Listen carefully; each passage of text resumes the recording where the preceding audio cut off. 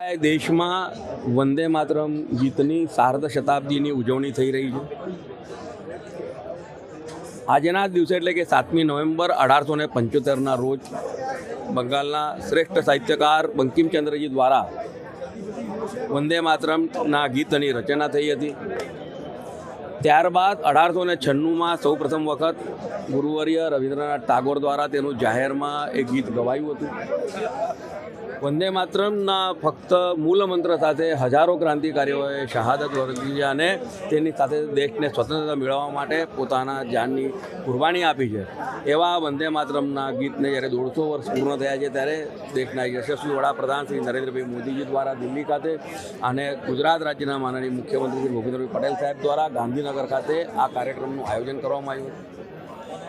આજરોજ વડોદરા શહેરમાં પણ ભારતીય જનતા પાર્ટી દ્વારા તમામ વોર્ડમાં આ કાર્યક્રમોનું આયોજન કરવામાં આવ્યું છે અને આજથી શરૂ થયેલા આ સમૂહગાનના કાર્યક્રમ આગામી 26 તારીખ સુધી એટલે કે સંવિધાન દિવસ સુધી જ્યારે ચાલવાના છે ત્યારે આપના માધ્યમથી તમામ નગરજનોને પણ વિનંતી કરું કે આપના વિસ્તારમાં પણ જ્યાં પણ આ પ્રકારના કાર્યક્રમનું આયોજન થયું છે આપણે બધા જોડાઈએ અને રાષ્ટ્રભક્તિથી પ્રેરિત આ વંદે માતરમના ગીતનું આપણે સમૂહગાન કરીએ। આજે વંદે માતરમ ગાનના 150 વર્ષ પૂર્ણ થયા છે। 1875માં બંકિમચંદ્ર ચટ્ટોપાધ્યાયજીના એક રચના આનંદ મઠ એમાં લખાયેલું આ ગીત જેમાં ભારત માતાનું વર્ણન છે। ભારત માતા કેવી છે?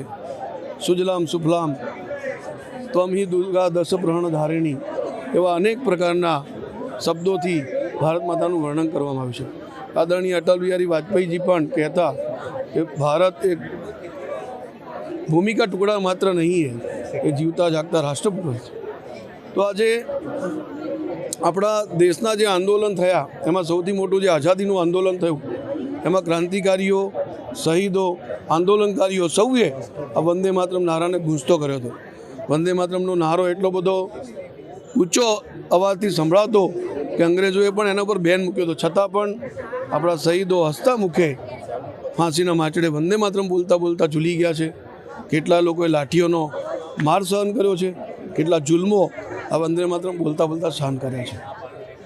આજે જ્યારે ભારતને આપણે આગળ વધારવું છે ત્યારે આપણે ભારત માતાની ભક્તિ કરીને એટલે કે ભારત માતાને જે જરૂર છે પ્રમાણે આપણે પણ વંદે માતરમનું નારાને ગૂંજતો કરવો જોઈએ। સાથે સાથે અત્યારે જે માનનીય વડાપ્રધાન નરેન્દ્રભાઈએ આહવાન કર્યું છે દેશના અર્થતંત્રને મજબૂત કરવા માટે આત્મનિર્ભર ભારત અભિયાન અંતર્ગત વધુમાં વધુ સ્વદેશી વસ્તુઓ વાપરવાનો આપણે સૌએ આગ્રહ રાખવો જોઈએ।